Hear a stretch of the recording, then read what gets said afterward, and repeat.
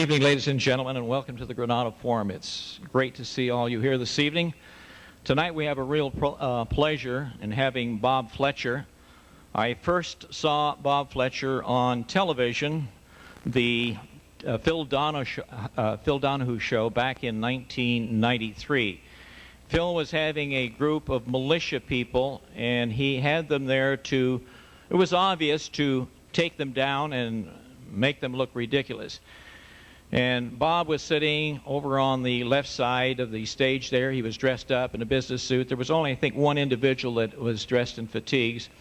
And I watched the show, recorded it, and I've watched it many times. And any time I think that we're going down, we're losing the battle, I whip out this video and watch it. I mean, with guys like this and the group that were on that show that day, it's really an inspiration, because they know what they're talking about. They had their act together. And Phil was actually frustrated in that he could not make them look ridiculous. Bob has also been on the Ted Koppel show. He was at the Senate just after the bombing in Oklahoma. He's been at the Granada Forum a number of times, and I'm not going to say much more, but to say that he has recovered partially from his mishap, and I'd like all of you to join me in giving Bob Fletcher a warm Granada Forum welcome. Bob.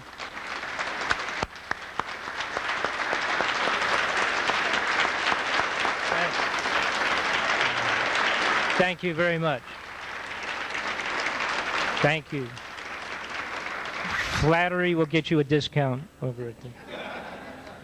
Okay, well, let's see. First off, for starters, now I'm going to limp through this. Hopefully I make out all right with my gimpy arm here. And if I don't, I will put out an SOS and ask for Nancy to come up and give me a helping hand, literally a helping hand. But I'm going to try this two-handed situation the best I can. Let me answer a few random questions before I get into the regular presentation. Okay, how's that? Are we sounding okay? Had this magic microphone. All right. First off, the Michael News. Somebody asked about Michael News. A wonderful thing happened today, as a matter of fact, on the floor of the Congress. We have one congressman, there may be 3 or 6, but we have one that's really worth his weight in gold. And I had worked with this gentleman back in '88 relative to trying to expose the Gander air crash, which was this huge thing that was where they took out 265 of our soldiers in Newfoundland. Some of you may remember that. And I was involved with the families of those people that were trying to get to the bottom of that, and it was another cover-up. But Congressman Trafficante, and I believe he's from Ohio, if I'm not mistaken, he was one of the few guys, as a matter of fact, he was it. He was the only one that was worth a damn. They kept chasing the FBI and everybody else, finally got on the floor and came right out and said, everybody's lying to us. The FBI, the CIA, the FAA, and everybody was lying on this case, and he came right out and said it. Well, today, Trafficante got on the floor of the Congress. He talked about Mr. New and said God bless him for standing up and not obeying illegal, immoral orders to go underneath the UN. He then proceeded to rant and rave as if he was Bob Fletcher or one of you guys, talking about the New World Order, talking about the One World Government, talking about the CFR, the Council for Foreign Relations, the Trilateral Commission, etc., and said that the entire Senate and the Congress was missing the damn point and that we were going down the tubes. And he did it on the floor of the Congress, and I think it's great.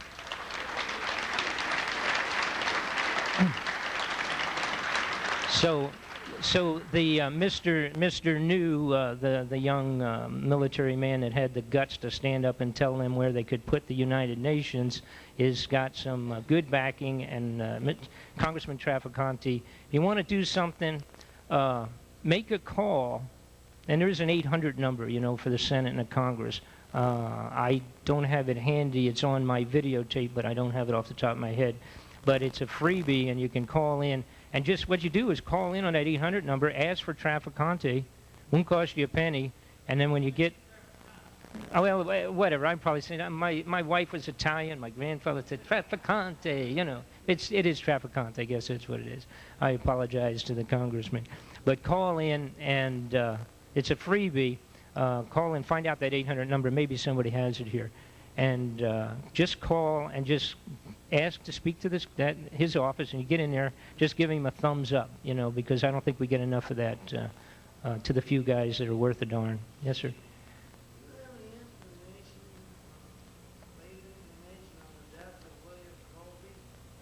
No, I don't. I can give you a personal opinion. I think William Colby was probably removed. You know, these guys that have a real lot of information stashed away, if they waver at any point in time and make the bad guys get concerned about them, they're out of here. You know, and you can go down a long list of that. I don't want to get into too much of that, but I don't have any, other than a personal opinion. He probably was removed. Now, let me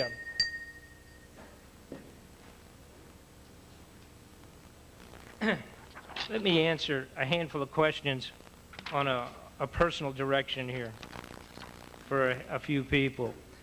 For those of you that are not aware, 70, 80 days ago, I was finishing a speaking engagement in the Chicago and Indianapolis, Illinois area. I was doing the speaking engagement primarily on the electronic weather control that we're going to get into now.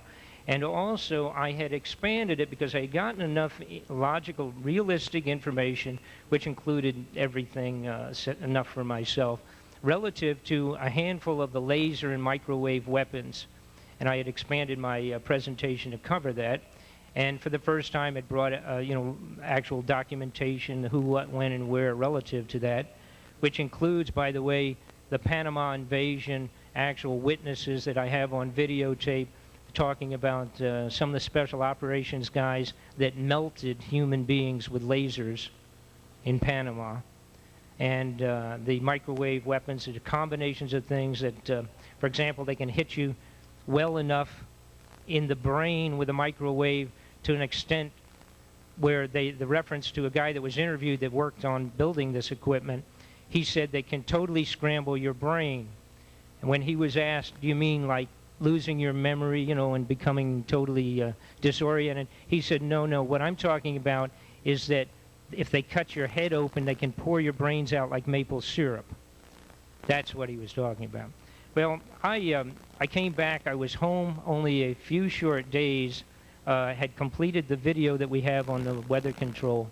And at 1 o'clock in the morning while I was sleeping in bed, apparently, I believe at this point in time that I was hit by a microwave weapon through a sliding glass door that is about 24 inches from my bed.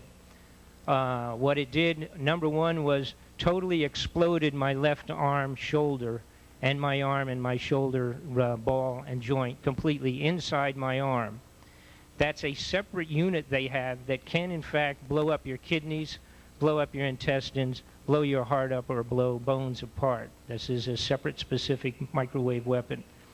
Additionally, at that time, I was hit with a seizure, and which lasted almost 5 continuous minutes, which is extremely long.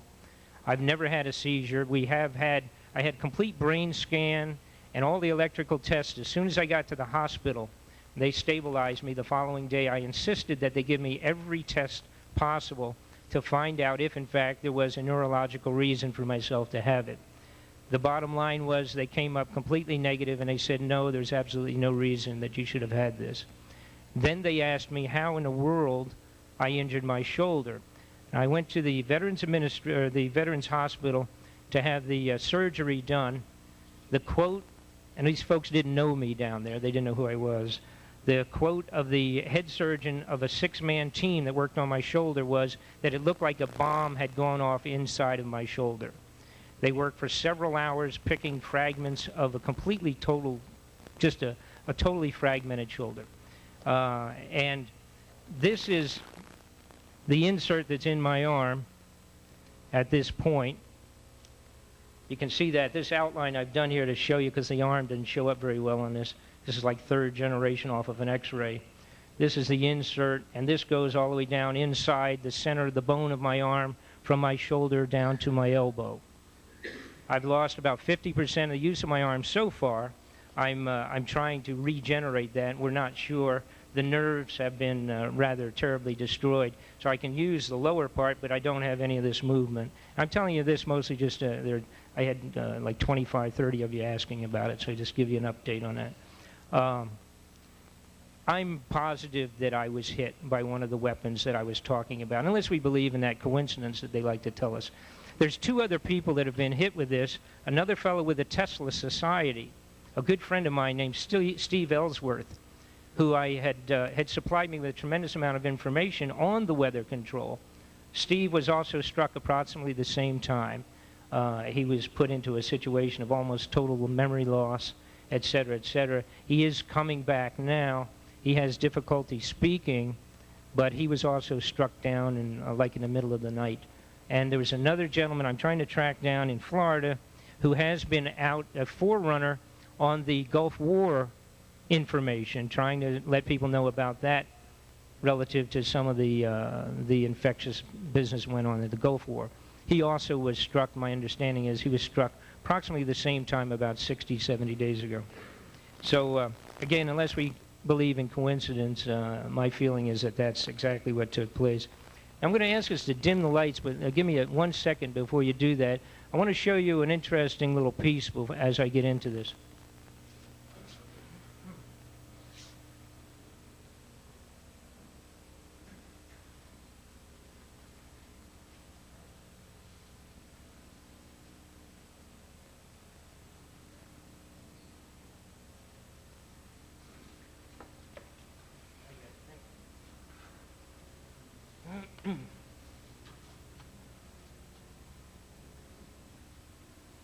Okay, if you would drop the lights. This is going to give you a good idea. I'm going to shut this off too here, I guess. That's here. Shut that off for a second. This is similar. Those of you that have heard the name Tesla, I mentioned the Tesla Society. All right? What you're looking at here is actually a... There you go, you can see it better now. This is an electrical, sort of like a little a distributor of electrical power.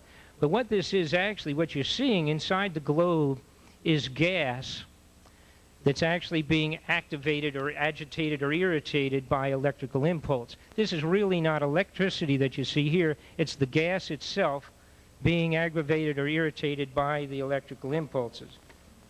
This is the basis of the Tesla's original invention, which was, and some of you are aware of or had heard of, the ability, excuse me, the ability to transport electrical power through the air, through ground, and through water.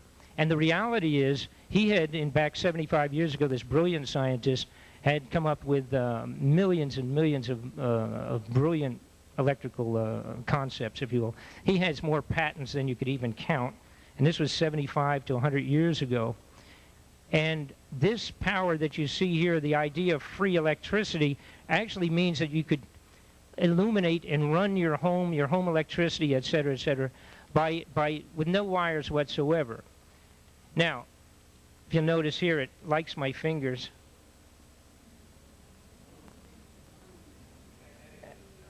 That must be what it is. It's actually, it's probably something to do with the Illuminati. But if you'll notice, it's extremely interesting. But this is the basic concept. And again, I point out that this is gas inside this globe that's actually being irritated, agitated, or electrified by the particles themselves, by the electrical output. I want to show you something that is of extreme interest. This is a small fluorescent light that I have here. All right? The concept that Tesla had created, which is exactly what this is based on that you're looking at, is free electricity with the ability to illuminate with no wires whatsoever.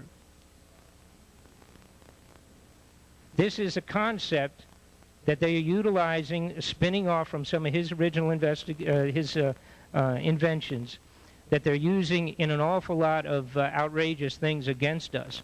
Number one, of course, is the weather control that I'm about to get into. And the other is such things as ray guns, laser beams, particle beams, particle beams with the ability to blow missiles out of the sky almost within a few seconds, etc., with electrical impulses, what they call plasma beams. All right, we turn the lights back on.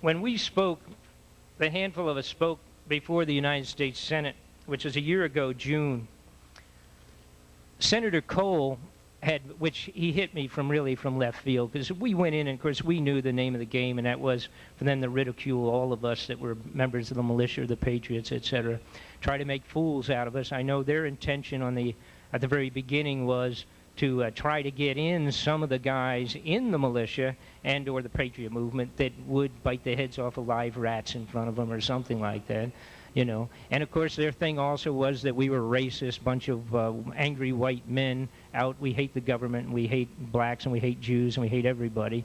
And of course that was their intention, which of course is not the case. And interestingly enough, when they screwed up, because I was the first one they talked to relative to going out there, and I did that through our own lawyer, John DeCamp. I immediately, when I found out they were going to do this, I said, good, John, get a hold of them, tell them you've got this crazy guy, Fletcher and a few other people in Montana, that would love to be the suckers up there. And so we got in, put our foot through the door. Now, the follow-up to that was that once I got where they said, okay, good, we'd like to have you, you know, and I know they were going, you know, behind our backs, and, you know, figured we were going to fall off of the wood truck or something. And so what I did right away was I said, you know, I can help you out. What you really need to do this properly is to get people from all over the country.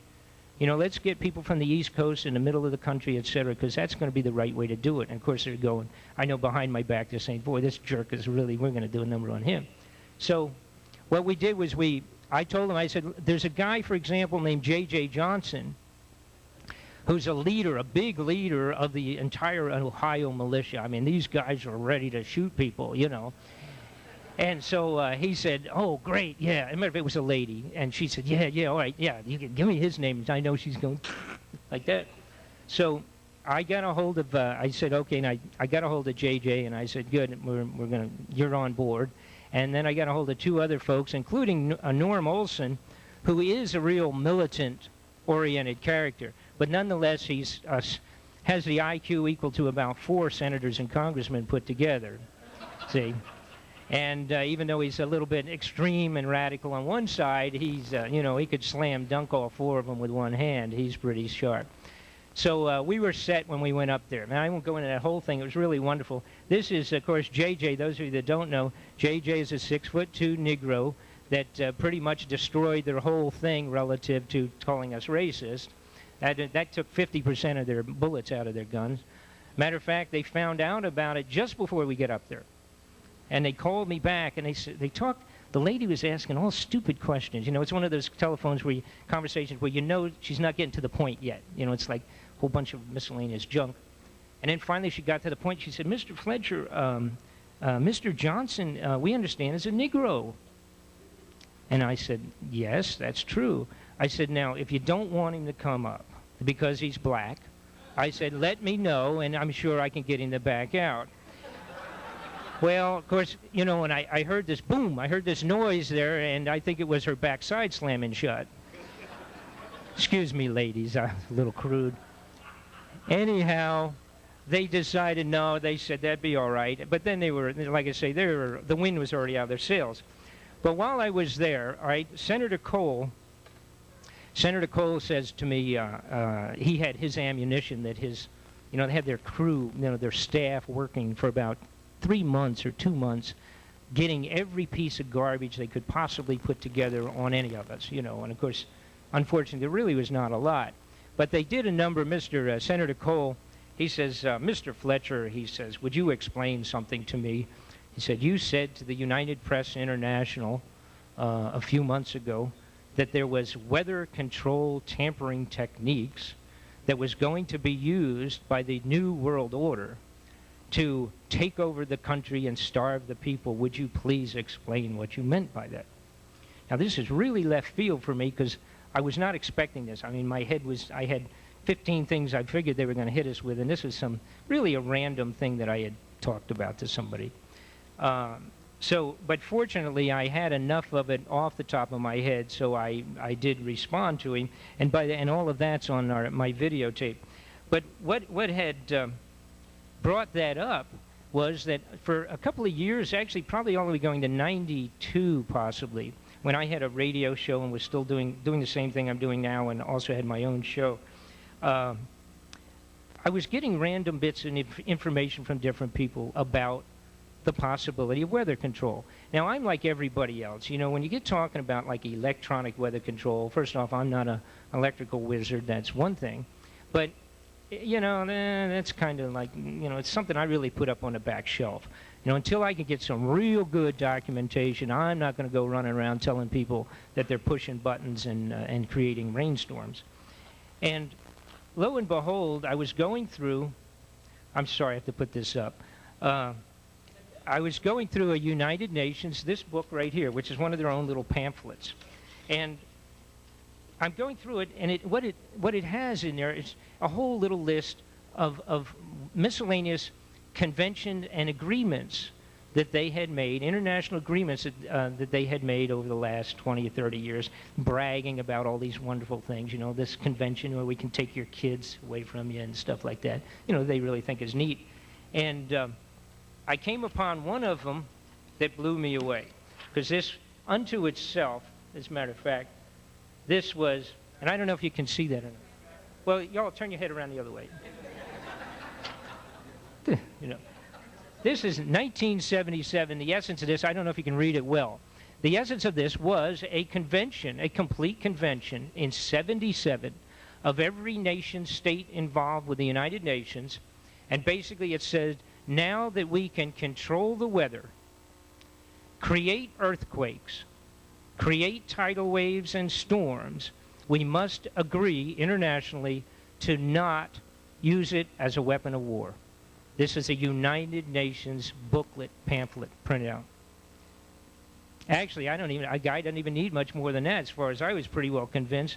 Now, that blew me away. And what I did was I contacted the UN. I gave them a call, and this was kind of a funny little bit, but I called, and of course, there's a lady there that answers. I think she was from India or something like that. She's pretty excited about the UN feeding all of her people or something. Anyhow, I said, this convention, I had the specific date, I had the month and everything, and the name, the title of it, because it's in their own book.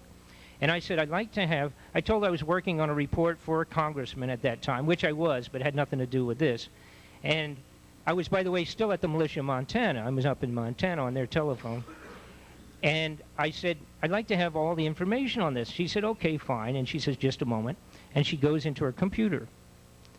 And she comes back and she says, I'm sorry, I don't have anything on that convention. So I said, well, I'll tell you what. I said, between you and I don't think it's for public domain. I said, so if you'll do me a favor, take my number down, go into the big system that you have, the storage system, call me back in a couple of days, and I know you'll find it in there. And I didn't know what I was talking about, but I told her that. So, you know, so she says, okay, fine. She was very polite. And about 3 days later, I get a telephone call. And fortunately, I picked up the call and not John Trockman or somebody else at that time up at the militia. And I answered Militia Montana.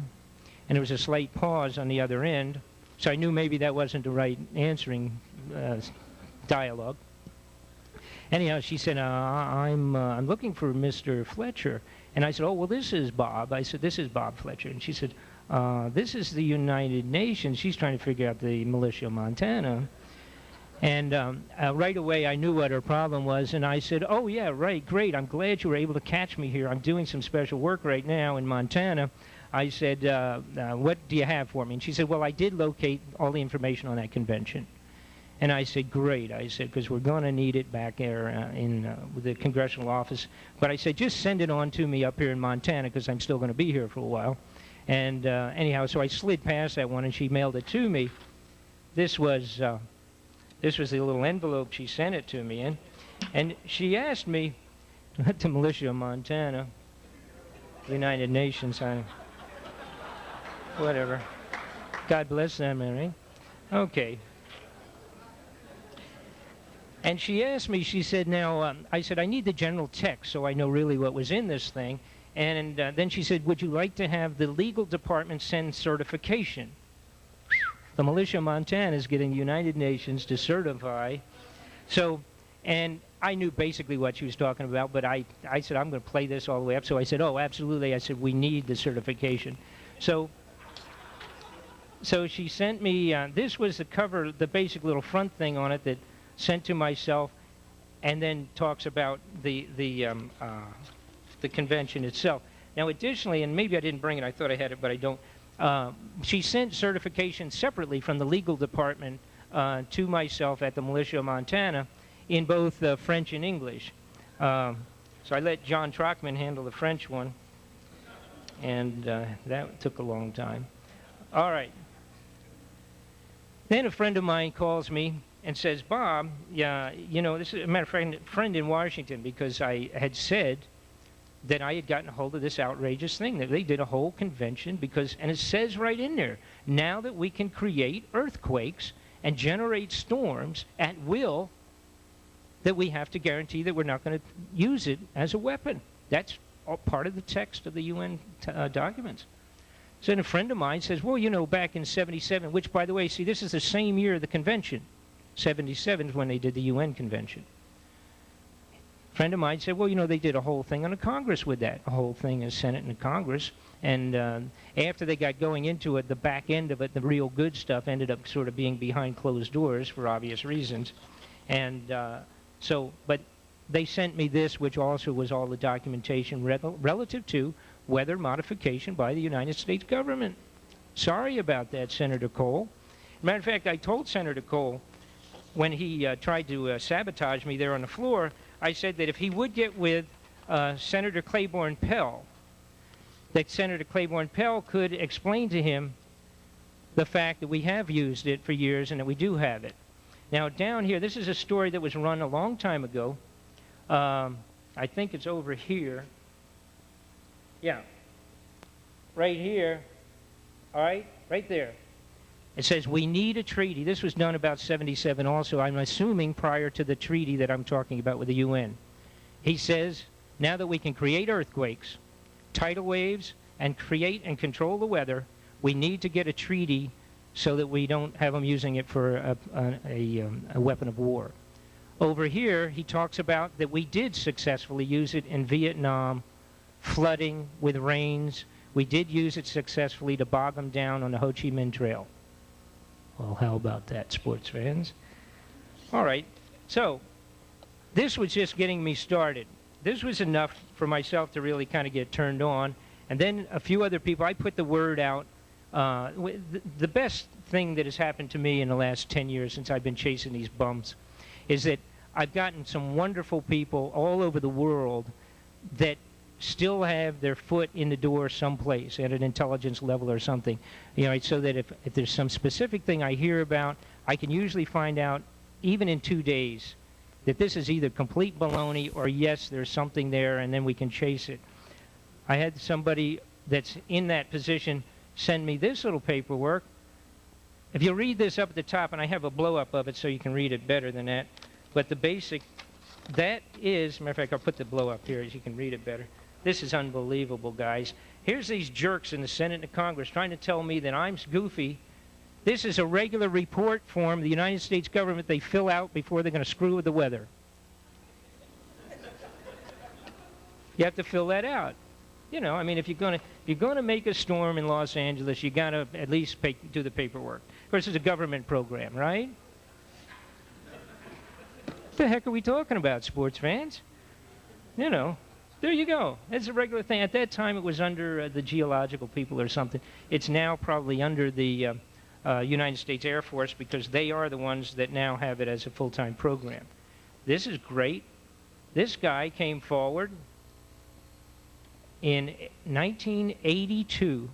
This was a Pentagon researcher. His job was, in fact, weather control as a weapon right at the Pentagon. He came forward and spoke about it in a story that they did in 1982 now. All right? Where's his name? There it is. Lowell Ponte, P-O-N-T-E, and his job was, in fact, the research and development for weather control as a weapon for the Pentagon. This is, right, let's see. This is part of, again, some of the paperwork that was done. This was done a while back on electronic agitation in I think it was either 83 or 86, here in Los Angeles. And what it described in the paperwork, this had to go with that form I just showed you, you know, the modification form. He talked about several trucks with the electronic gear that would be running around certain highways on Los Angeles so that they could create some rainstorms here in LA. I don't know how they made out, but nonetheless, that was what that was. You know, who knows? Okay, then of course, I had some people get a hold of me that said, hey, you know, don't you know about the HAARP? Now, you know, the HAARP, which is the High Altitude Aurora Research Program, that's what it's called, HAARP, all right, up in Alaska. Well, this is, in fact, the HAARP program is, in fact, the center for all of the weather control. All right, unless you believe, of course, they put 40 acres of antennas up to be able to do good videotapes of how pretty the Aurora Borealis is, you know, for multi-millions and millions of dollars. This is the entrance at the HAARP Research Center, all right? And if you'll notice here, it's a cooperative thing between, I think it's the Navy and the Air Force, originally when it was started. Now that they have the weather control underway in such a manner that they really can do it well, all right, and feel confident, it is now classified part of the United States Air Force as the United States Air Force Weapons Program.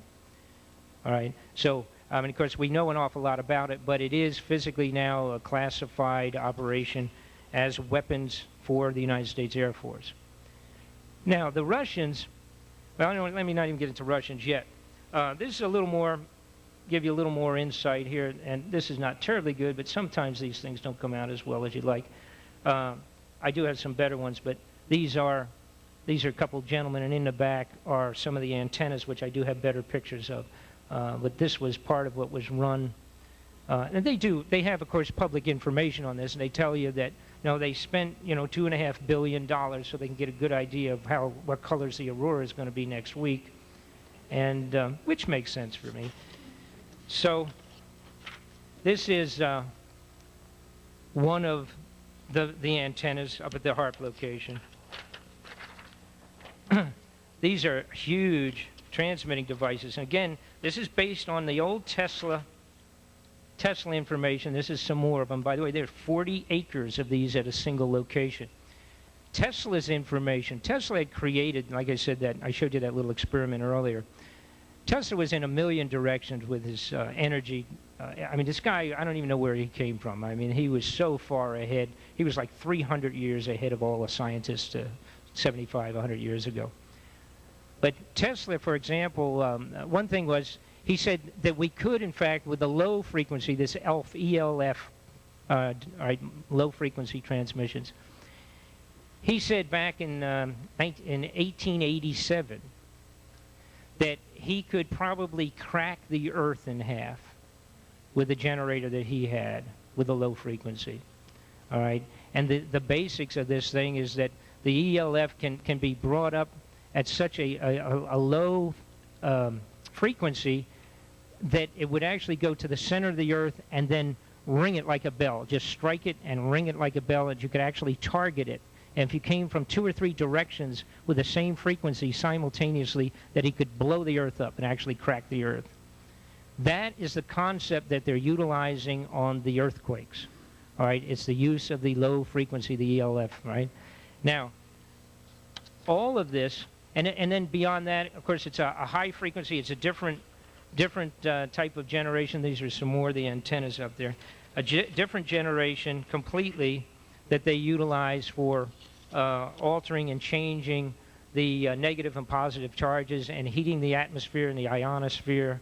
They're actually using the ionosphere itself as a radiation, as an antenna.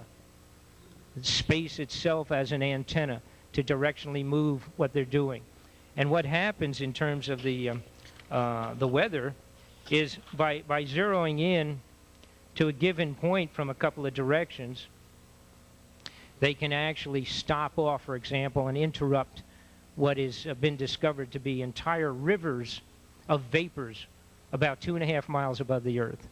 All right, and they can just stop them. If they stop them, again, it's you know, this is not Space Ranger stuff. It's just plain negative and positive charges, et cetera, and which is rather simplistic when you get down to it.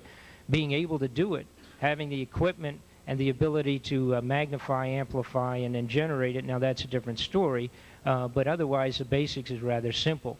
They do what amounts to an electronic dam, stops off the humidity, and it'll rain for 40 days up and down the Mississippi and wipe out the crops.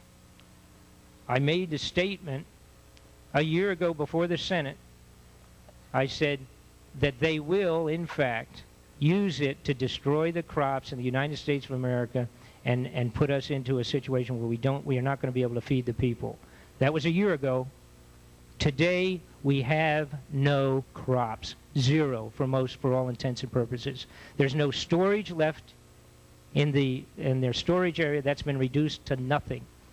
A few months ago it was about 14%. As of this last week, it's probably down to absolutely zero. Of course, we have continued with our agreements to send it to Red China and to Russia. We've sent them all of their grains, as we decided to do a few years ago. All right. Now, what's going to happen coming up? Because they did the drought in areas, then they did floods, then they did droughts, then they did floods, and that's what we're seeing. We're seeing it today. Tonight at midnight, they're wiping out. Going to cost another few billions of dollars just with the hurricane that's coming in and hitting the East Coast. There's 2 more behind it. It's the same thing. This is one of the biggest ever that's rolling down the pipe.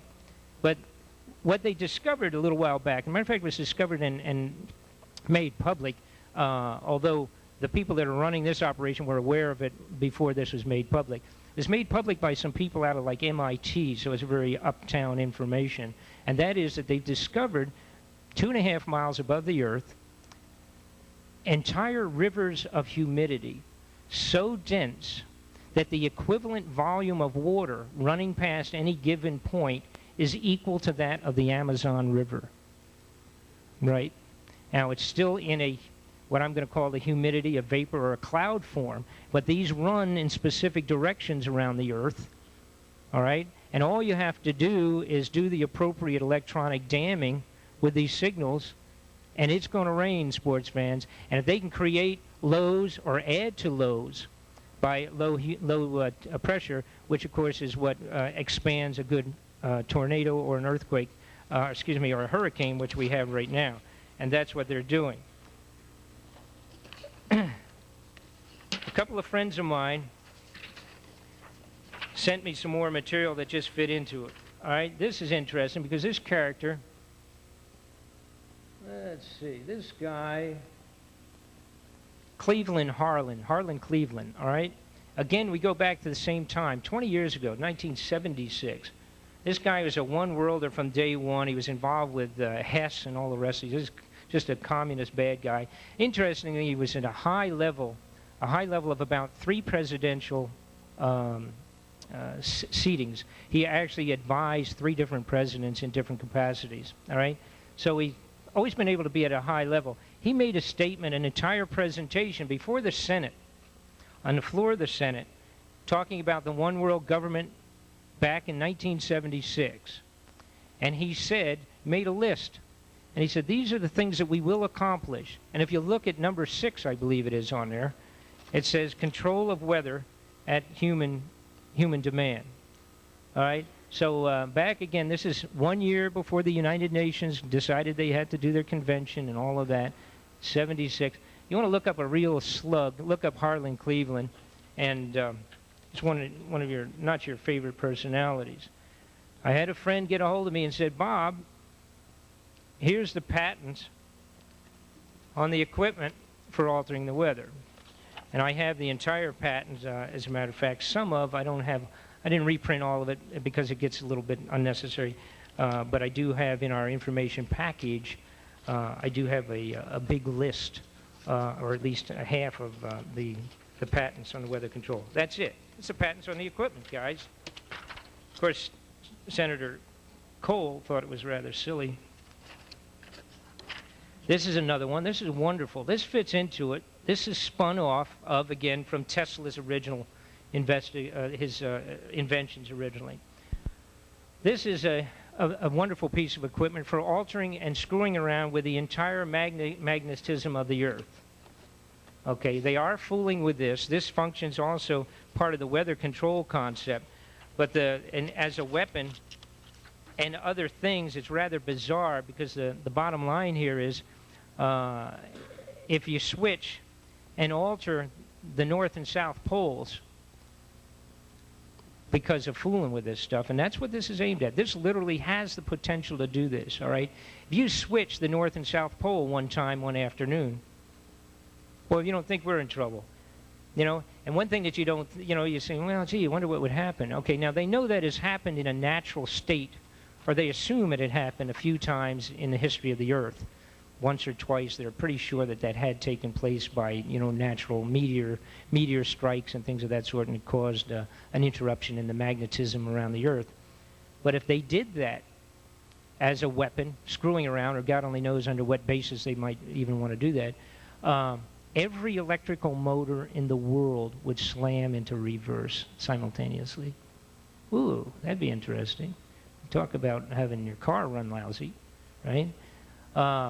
Everything that's magnetic, everything is magnetic relative to stored magnetic tapes, etc., would have the possibility of being boogered up. Anyhow, it goes on all kinds of, talked to a couple of scientists, they said, you know, that you couldn't even list all the stuff that would ever happen if, in fact, the poles were shifted simultaneously. So, and that's this little piece of equipment they're fooling around with. I did have some regular media coverage of this a while back. This is a couple of years ago, 95. This was written up and picked up by a few newspapers across the country. And basically, she was talking about, again, the ELF, the low frequency, that's constantly going on all over the place. And she had found out a little bit of information about it. And, you know, some of you may have heard or may have friends down in Texas, Nevada, New Mexico down there. They have the ELF because they're fooling with it down in that area, you know, as a through the ground kind of a frequency testing. And these people down there are constantly having the low frequency waking them up at night. You know, it's just a humming drone kind of a thing. Some people don't pick it up, don't even hear it. You could be sitting next to somebody and they go, holy mackerel, like that, because it drives them crazy, and you wouldn't even hear it. So that's kind of a, you know, a difference between hearing capacities. But the low frequency also, the ELF, they literally are using it. Navy has used it for several years as a communication device through the water to their submarines without having to do other types of transmission. They're using the ELF in the Navy to contact, and actually it's a transmission. Again, this is Tesla stuff. Transmission through the water, the signals, etc., and using it as a regular means of communication. Here's a story. Again, this is regular media story here that, and again, can't read this terribly well, but it's relative to the low frequency hums being heard throughout Mexico, Texas, and some of those Nevada and those areas there. The most likely, according to some biologists that I had spoken to, the whales and the porpoises that have been committing hara-kiri, running up on the sand, you know, particularly a couple of years ago, and then we haven't had much of it lately, but a few years ago they were doing it. The ELF systems that through the water on all of their experimentation was screwing up their own radar. And that was a biologist had come out with that, and of course they told him not to talk too much about that possibility. But the bottom line was that he was saying that the ELF that they were fooling around with in the ocean was probably what was grounding these all these whales and dolphins. Now this is interesting. This again is in a regular science magazine, and it talks about several scientists and people that deal with the atmosphere, etc., talking about these unbelievable blue-colored spikes of electrical release. Now, this is like what I was showing you with that little glass ball earlier, all right? Those funny colored releases, which is gas in the atmosphere, electrically charged gases in the atmosphere, just like I showed you in that the little Tesla ball, all right? These guys have been seeing them. Airline pilots have been reporting them at huge elevations, 20,000 feet in the air kind of stuff. These charges, these unbelievable releases of energy that nobody's ever seen before, and they can't figure it out. These scientists here who have no idea about what we're talking about here are trying to figure out what might be causing these strange releases of energy. All right. Tesla found out that when he reached a certain point, the certain load or capacity point, so to speak, that there was a couple of things that happened. There were unbelievable explosions on the release of this energy. And then, of course, was the multicolored illumination. He created electrical impulses that just unbelievable. They have a Tesla coil up here at the, what is it, the observatory? What's that? Right, the Griffin Park. Go up there. If you haven't been there, go up there. It's just neat to go. But go up, and they do about every 30 minutes, they have a Tesla coil there that blasts off whatever it does. It's unbelievable amount of electrical. It's just, again, similar to what I was showing you. And they will illuminate a huge, one of those fluorescent lights with that power. Yes?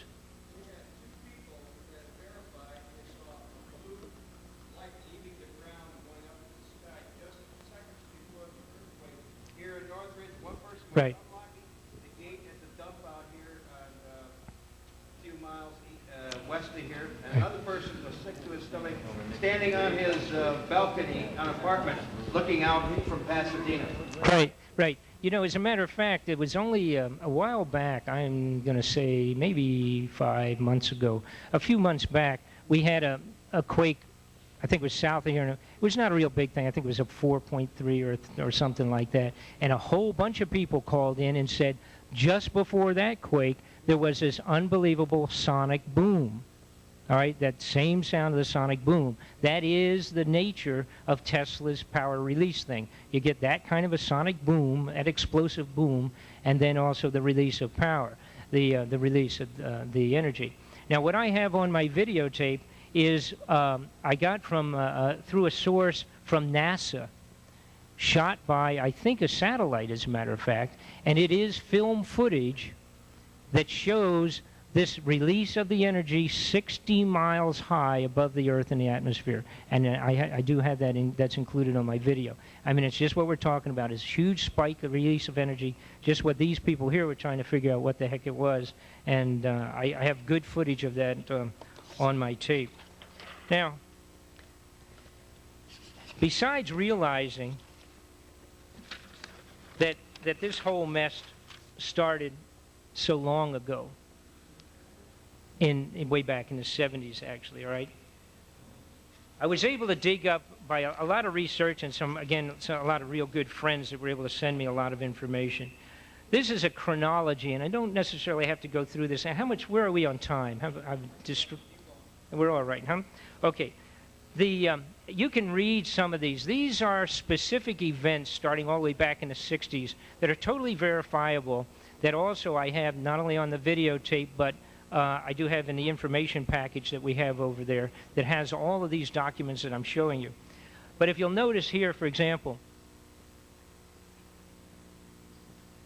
in 1970, old Brezhnev, right? Remember, another one of these good guys we had up in government was talking about the weather control back in the 70s and in the 68, etc.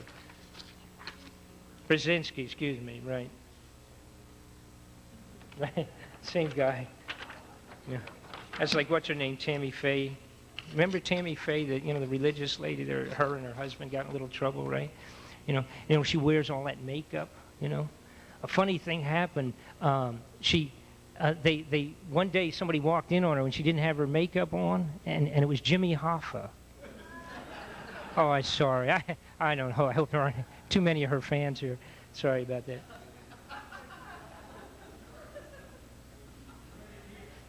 You look at this thing, 1977, the New York Times coverage. See, now the bulk of this is legitimate news coverage, and of course some of it was little glitches, you know, and a lot of times they'll put these things out and then somebody saying, oh, gee, we shouldn't have done that. Like on CNN, once in a while you'll see a real good story, and you see it once, right? Then somebody comes in and says, hey, gee, get that out of here. We did a magnet. We created a magnetic field that actually was shipped to Russia with the ability, with the amount of magnetic strength 250,000 times that of Earth. Now, that's another interesting thing which I cover in the video. That is that the Russians and the Americans signed an agreement. We had them over here at a couple of our laboratories working with us 20 years ago, cooperatively on this stuff. They've been fooling with it over there in Russia, in different places. We've been fooling with it, and how much have we been doing it together, I'm not sure. But they literally have a company called Elate International, E-L-A-T-I, I think is the way it's spelled. All right? The Elate International was covered on ABC television a few years ago on Peter Jennings' report, or the report that was prior to him, I guess, but in that same slot. They actually went over and they photographed their weather control generation center. All right? The people at Elate said that we have what we call a weather, how did he say it? Well, they, I'm trying to think of what the heck the actual term was. But basically, that he had weather that they were selling to people that were going to have outside events, for example. They could guarantee you good weather. And for $250 American dollars a day, they were selling the equipment to farmers, or renting it actually, not selling it, but leasing it to them, so that they could get rain on their crops. And they're doing this, guys, you know, and it was covered by ABC.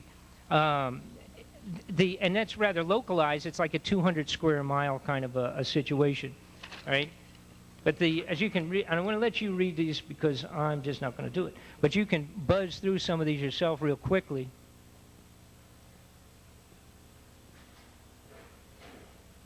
Let's see. Okay, at the bottom here, and some of you also, this is what's also part of what we talked about, I mentioned earlier, relative to the microwave and the laser weapons and the implants, the MK Ultra, that ability to put implants in people's heads and do all that goofy stuff, which they did years and years and years of that. I have 1,150 pages of documents on the MK Ultra relative, and this is straight out of the CIA. It's their own stuff. And I don't have any. In other words, I may have 1% of it. They destroyed 29,000 pages of it when they got caught doing this stuff. I'm talking implants in your brains, etc. These same microwave systems and these impulses, the low frequency, high frequencies, this is the same junk that they're using in the MK Ultra for years. They're still doing it, guys, big time. They got caught back in the 70s. They did a big investigation. They pretended they closed it down. They apologized, you know, and all that garbage, and then they just went underground and continued what they're doing, all right? You notice here, back there in this 77 also, where they make reference to the implants, and again, that's just a news report, but nonetheless, it's accurate, and I do have all the paperwork on it. I'm going to do a separate, I will do a separate investigative video as soon as possible on the weapons, the exotic weapons, and it'll include stuff right out of the Livermore laboratories and all these other places. One of the big microwave systems that they've been doing, where they've been developing it is in the Tennessee, what is it called, Oak Ridge, the secret laboratories there. That's where they created the gun that will create seizures, like took place with Uncle Bob, and also the same equipment that will blow up your internal organs if they strike you with it properly. And again, there's a variation on the different electronic wavelengths as to what it will do, okay? And it'll do simple things like disorient you, or it can blind you. They have lasers now. We have lasers installed already on several of our military equipment, as in certain tanks, etc., that when they just wipe it across a community, or well, not community, but the intent is wipe it across, let's say, an invading army, it blows their retina out. They're blinded. It just blinds, it would blind all of us. Just they go like that, and it would be nobody in here left able to see anything. By the way, they call these the humanitarian type weapons, right? Humane weapons. They're non-lethal. That's their terminology, right? It's wonderful, right? You're not dead. You're just an idiot and you're blind. You know, which sounds really like a fun situation for me. Thomas Bearden, some of you are familiar with him. He did a tremendous amount of expose on some of this low frequency weapons, etc., and the application for weather control. He did great stuff a few years back. And let's see here. I'm obviously skipping through these because we don't want to go through it. All of this is printed in the not only on my videotape, but is in our information packet. So you could take home this stuff and go over all of it. And the neat thing is, I've got the dates and the location. If anybody, if you have a skeptical father, a brother, a sister, or your neighbor that thinks you drink too much or something like that, you know, you give them the dates and everything and say, hey, jerk, go down to the library, show him where the library is. Got to do that. All right? Because he's probably not been there for a while. And he can look all this up. The dates and everything are there. They can look it up. They can see the story themselves and they say, well, gee, you're right. How about that? You know? So somebody asked me a couple of weeks ago about buying futures in grain, you know, because of the fact that we're not going to have any, thinking that the price would really go up, right? And that makes sense. But there's a problem there. See, financially, if the price goes up sky high, you know, it's a ridiculous per bushel kind of a rate, but there isn't any, what's the point? So I told him it'd probably be a good idea not to buy futures in any big quantity, because he was talking big money stuff, and that would not be a good idea. Again, these are all very specific mainline articles, and this is completely in a chronological order, progressively. Now, what I haven't touched base on yet, but is important, because is another part of the system, is the Gwen, it's called Gwen antennas that they put up all over the place. Right, these are put up all over the United States in like 200-mile distances from each other. It's called Gwen, G-W-E-N. They're calling it a ground wave emergency network system. Now, these antennas tie in and can function cooperatively with the main source of the power energy coming either from both Russia and the U.S. or just from the USA or from two locations in America. Now, what they tell us the ground wave emergency network is for, which is another one of these wonderful numbers that they do on us, try to, you know, they're thoroughly convinced in Washington, you know, that we all are complete idiots. You do realize that at this point in time. Because they can just feed us garbage and we're just go, you know, and we'll go on with it, right? Okay. So, you know, like the idea that the plane that went down with Ron Brown on it was poorly maintained, right? And the previous day it was flying the president's wife.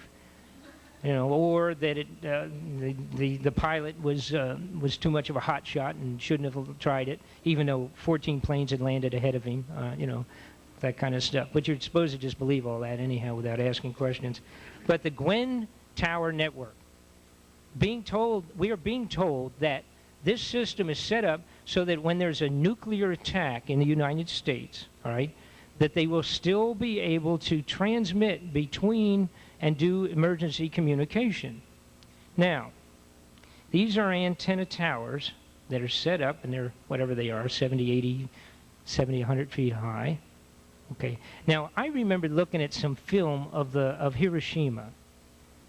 Now, I'm trying to figure out what the hell they built these towers out of, that these are going to still be standing after the nuclear attack. Now, we've got some strong materials, and then there's the other part of it, because they say, well, actually, a big part of this is underground. They have this huge radius of copper wires underground. It goes out 200 feet or whatever it is, and huge circle, and that's really going to be the important transmission point. Well, now that may be. However, again, this is a little over my head, but the electromagnetic impulse of an atomic explosion, my understanding is so profuse that anything that's electronic within God only knows how many miles becomes null and void, you know. So anyhow, they're just feeding us a line of bull on the Gwen Towers. And there is some information right here on the Gwen Towers. This was done in 89. And again, this is a regular scientific magazine, if you will, that was writing about Gwen Towers. And here's another one with the Progressive magazine, the Gwen Towers, they talk about 300 feet of the copper wire, etc.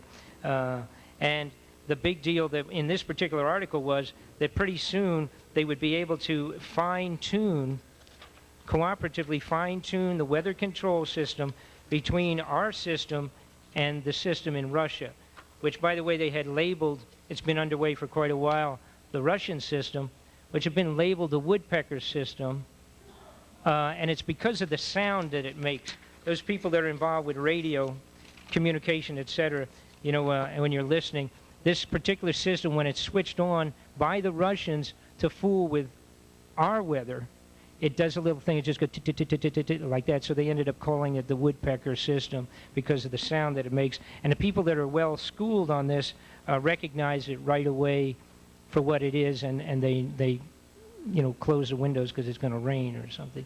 All right, but that's part of the system as well. Again, these are all totally documented, legitimate press, whatever that means, because here's one from the Washington Times relative to the ELF and to the experiments, et cetera, we're talking about. See, what's so funny about all of this is like I say, the senators and congressmen, they just really don't know, you know. I mean, well, some of them do, but most of them just don't really know. So like when Senator Cole really thought it was ridiculous that I was talking about this stuff, he really did think it was ridiculous, you know. And I told him a couple places where he could find out what was happening. If he would stay out of the local lounge for a little bit, he'd be all right. So how does this affect us? Well, that's a railroad crossing that you don't want to be at recently. In the United States, as everybody knows, we've had the floods, we've had the droughts. It's a complete wipeout. And again, it took a little bit of guts for me to predict on the floor of the United States Senate that that's what was going to happen. Okay, I need to drop Senator Cole a letter. I hadn't done that yet. I'm going to drop him a note and just bring it back. I'm not even going to send him a tape, actually, because I have Senator Cole on my tape asking me that question. As a matter of fact, I have him on there 2 or 3 times asking me the question.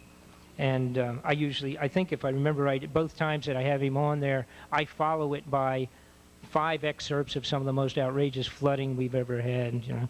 By the way, China will have a complete famine also this year coming up. See, we have to remember this. It's a world number that they're doing. The world government, the same stuff that we're worried about, the firearms and all of that business, Australia's losing theirs, okay, we've gone over this before, all right, they're being clamped down.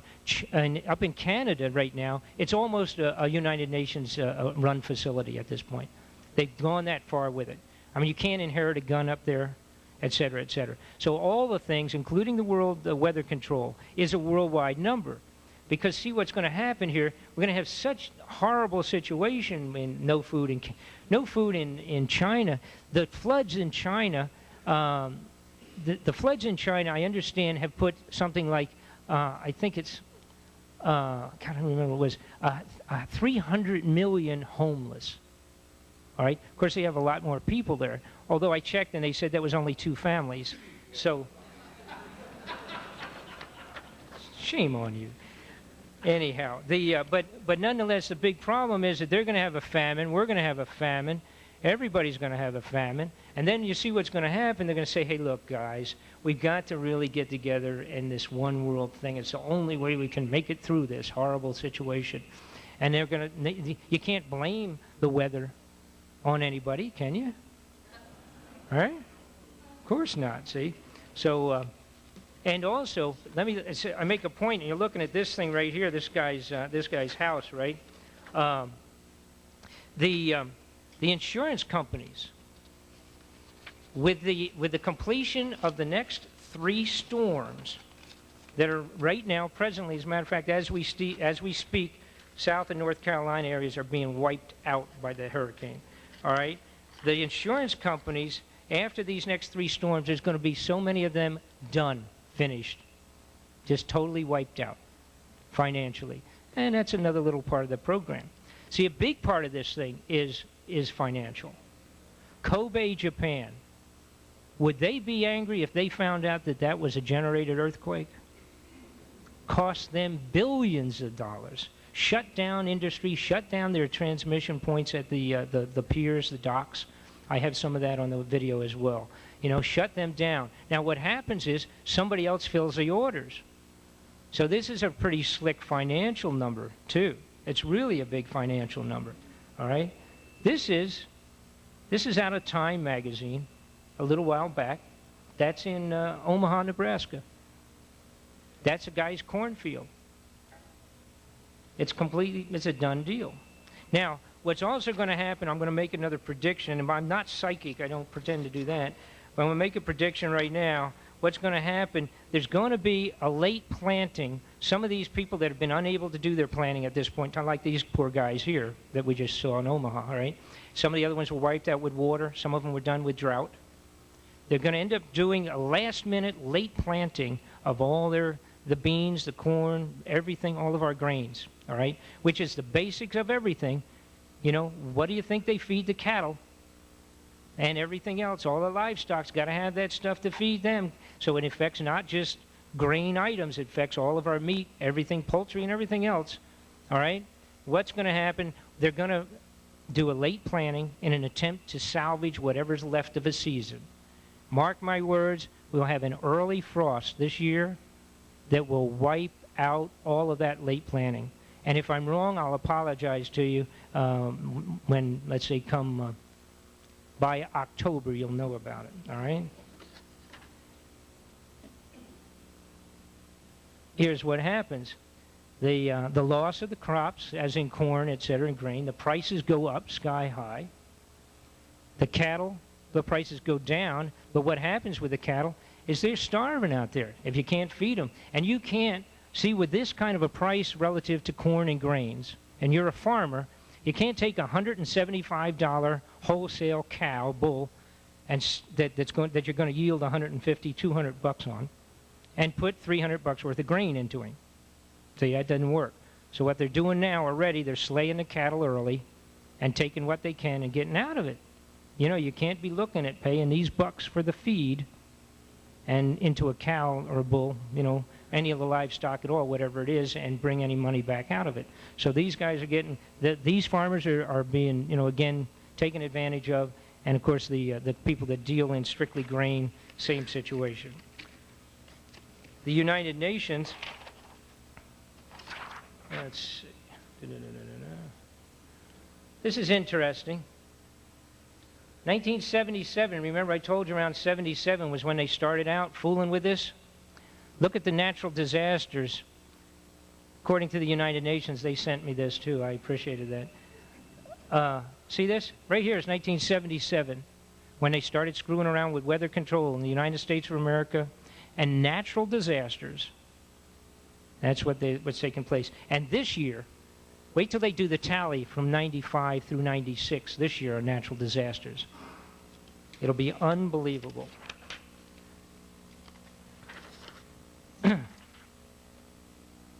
This is pretty much the same, but this shows in billion-dollar losses from natural disasters, okay? And it's the same situation.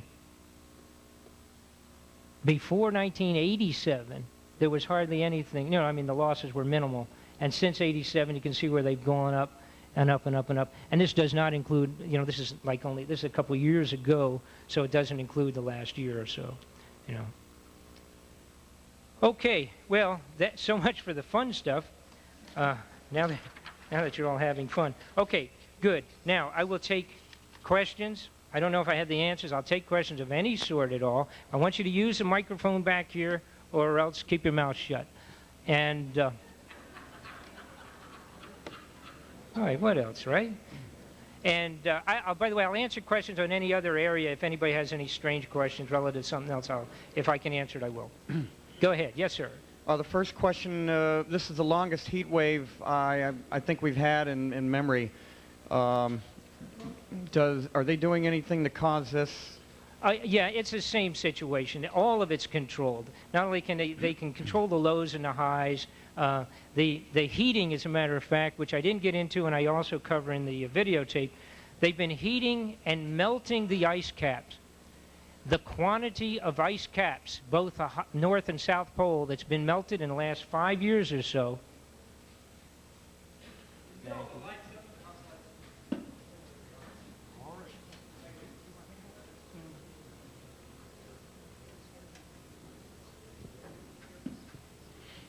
The heating of the ice cap, both north and south, is so profuse that it's been raising, and I off the top of my head, I don't have the exact figure, but it's a tremendous amount. The entire coastline of the world is being affected by it, and I do have that included on the videotape and some of the figures. The figures are unbelievable on the amount of square miles and cubic feet of water that's being introduced into the ocean by the melting. And, you know, and they pull in all this baloney about, you know, the environment, et cetera, and et cetera. 50% or more of it's because they're fooling with it with this heating of the ionosphere. Okay, and then the recent power failure. Can you comment on that? I don't know anything specific. I will say this, that the possibility of that being an experiment is probably 60-40. You know, that very likely could have been an experiment, just see how far they could do with it, whatever they were doing, okay, and see how it affected things, et cetera. You know, we don't want to get, you know, we're all a bunch of conspiracy freaks anyhow, you know. So I'm trying, according to the guys in Washington, I try to be careful not to make wild assumptions on it, but the possibility is probably 60-40 on that. All right, thank you. Sure, thank you. I'd like to make 2 statements, and then I'd like you to add your information to them. Number 1, what's happening here on this planet affects much more than this planet. It affects our sun, our moon, our planets, and on and on and on, just to add to our pain. And the other thing is that when they're monkeying with the magnetics and the gases and the air, they're also monkeying with the life force. They can't possibly know what they're doing because I don't think they know anything about the life force, but everything alive is going to be affected by this. Would you make some comments, please? Yes. As a matter of fact, the electromagnetics is a very strange thing. It affects biology. It does affect biology. It affects mental status, certainly, on animals, even plants, and that's a reality, the electromagnetic. So with them fooling with it, you know the old thing about it's not nice to fool with Mother Nature, and the stuff they're doing, of course, is, I mean, you want to talk about a bunch of fools running out on thin ice with this thing, and they put every living thing at risk. That's absolutely the truth. Yes, sir. Yeah, Bob, I wanted to ask about what we saw this last winter, what seemed to be perhaps in the Northeast, a storm of what they say, you know, possibly a 100-year storm. Sure. It was my understanding Congress supposedly cut funding to the HARP project, that they would not keep it turned on during this session. But in my understanding of as APTI or ARCO, Advanced Power Technologies, who is handling hand-in-hand with the military. ARCO is the one that now owns the patents on all that stuff. Yes, sir. Yeah. That they literally have a back-scratching deal with the government in supplying oil from the North Slope to power the HARP project, so that it is somewhat of a perpetual motion machine, that it will constantly be supplying the project with the oil necessary to power the generators for the project, and it supplies the oil companies with constant revenue because they don't have to send the oil clear down the pipeline to the harbors to sell it to us. They get it at the same price, selling it at short travel distance, as they would having to send it clear down to our refineries. Well, okay, you have to remember one thing. When you're talking about black operations, covert operations of these types, which is what it is, you know, they're 50-50, you know, half of it's above ground, the rest of it you don't know about. Okay, they continue to run regardless of the Senate and the Congress, and they don't even give a damn what the Senate and the Congress says or does or in the funding. They like to get a certain amount of funding right out above board on all this junk. They do that continuously on all the weapon operations, etc. But the stuff that nobody knows about, which includes the Senate and the Congress, in the stuff out of Area 51, etc., that stuff's been running for years and runs without anybody even being allowed in there, and that includes the Senate and the Congress. And so all that stuff, yeah, you're right. It doesn't make any difference when they cut their funds off. It doesn't even affect it. They will continue running, absolutely, in a variety of funding manner, including the narcotics, of course. Yes, sir. I have two questions. First, you dropped some real bombshells tonight by referring to technology and programs for mind control. I came here expecting to hear about weather control, but now I've got a bonus. You mentioned a gun that causes strokes, and you mentioned microchip implantation as a part of a technology for influencing people's minds or incapacitating them in some way, and associated that with the old CIA Project Ultra, which, as you point out, was revealed in the 1970s by the Church Committee, and which we had been led to believe had ceased to operate. Can you tell us, can you elaborate on what you know about that? That's question number one. And question number two is, if you have time left after number one, is there any evidence that you're aware of that the weather problems we've been having would be associated with efforts to bankrupt farmers and reduce the price of farmland in order to enable banks and other mortgage holders to take over farmland on a massive scale by foreclosing on mortgages or taking it over for pennies on the dollar? Okay, well, all right, let me answer the second one first. Absolutely, part of it, again, the financial, it works for the one worlders, the internationalists that are putting us into the one world government, all right? The financial destruction of the United States is part of the program. That has to happen for these people in order for them to come up and convince everybody that we need to jump into this huge, loving, soft, wonderful one world government, all right? So the financial destruction of the individual farmers, et cetera, the small farmers, moving into huge international corporations, buying them out, absolutely part of it. And you certainly can speed it up by bankrupting them and destroying the crops, et cetera. So that part's absolutely accurate. All right, the MK Ultra, again, it's a whole separate program. And by that I mean in terms of being able to give a real good answer. I will say, number one, it has continued, absolutely continued without even slowing down as far as they were supposedly apologized and stopped doing it. They experimented profusely with the guys that went over to the Gulf War.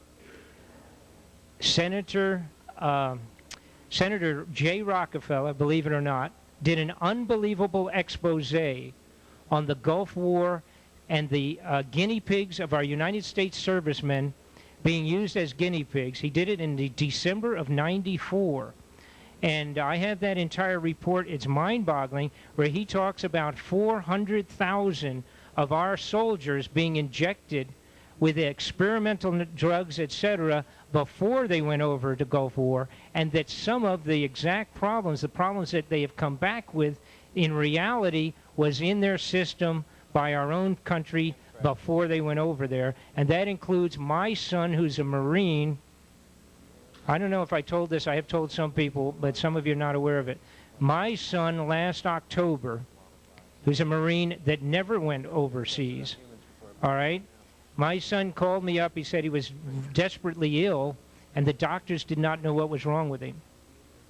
1 week later, he called me up and said he was scheduled for surgery in a month. 1 week later, the hospital called me and said he had 24 hours to live. They had to operate on him immediately. He was vomiting entire quarts of blood. All right? When they got in, they removed his entire lung. And he has now, he's survived sufficiently. But here's the upside, or the downside, the interesting side to the story. He had developed one of the 3 things that are coming back from the guys in Gulf War, but he never left San Diego. So I'm sorry, here we go, another coincidence. I got blown out of bed at 1 o'clock in the morning. My son was attempted, they tried to kill my son, who's a Marine, with the same crap that they did on these guys. But anyhow, the MK Ultras continued. I'm going to do an entire separate thing on those specialty weapons. I have the documents. It's just a whole big, it's a long story to cover right now. Unfortunately, everything I'm telling you about relative to mind control, implants, electronics, biological, the microwaves, all of that is totally documented, period. Yes, sir. You have another question? Okay. I'll let the other folks go. All right, yes. That was anthrax that you were talking about. It was untested on humans, but had been used on animals before. Well, there was other, besides that, besides the anthrax, as a matter of fact, there was other separate biological junk they injected and also dusted some of these kids with. And hey, Jay Rockefeller himself came out with a report, and it's totally documented as well. And he was even disgusted, which is kind of an interesting situation. But he was disgusted, saying that for 50 years they've been doing this to our soldiers, our Marines, etc., and just using them like guinea pigs. I'd like to get some comments from you. I was listening to Art Bell show one night, and they had Dr. Nick Bagich on, who wrote the book Angels Don't Play That Harp. It's about the HARP program. And during that program, an airline pilot called in and said he was flying within 40 miles of the HARP program, HARP antennas up in Alaska. Right. And all 3 autopilots, redundant autopilots, went out for 15 minutes. They had to fly the plane strictly by hand, and then they all came back on. Sure. 15 minutes later.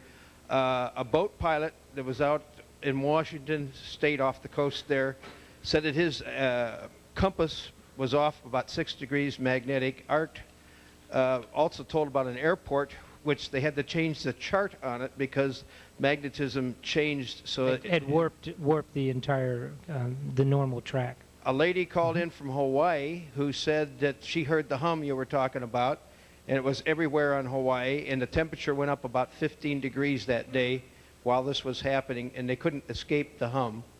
Another guy called and said when they turned ELF on, the day they turned that on, he said they had the most tremendous storm. I think this was in Kansas. They had golf ball size hailstone, no, it's tennis ball size hailstones, right? Tremendous rains, and violent winds up to 70 miles an hour.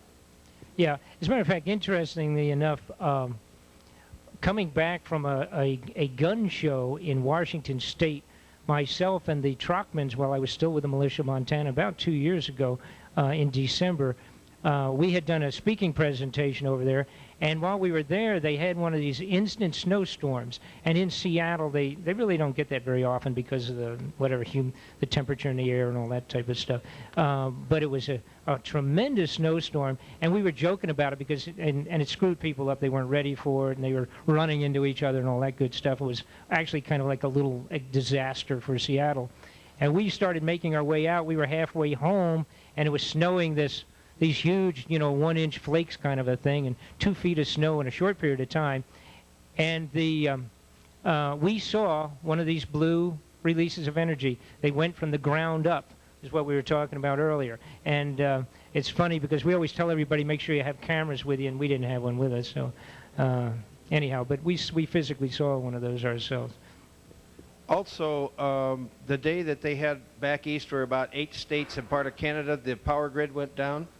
That was the day they turned HARP on, by the way. Was it? And I wasn't aware of that. That wouldn't surprise me, right? And I'm just wondering if maybe that's what caused that. And this last power outage we just had, they said it was a frequency problem. Right. And right. HARP may have messed up the frequency and shut down all the power. Another part of what they're working on, again, this all falls into the same category as the ray guns, the lasers, the microwaves, and all of those things. A couple of little interesting points.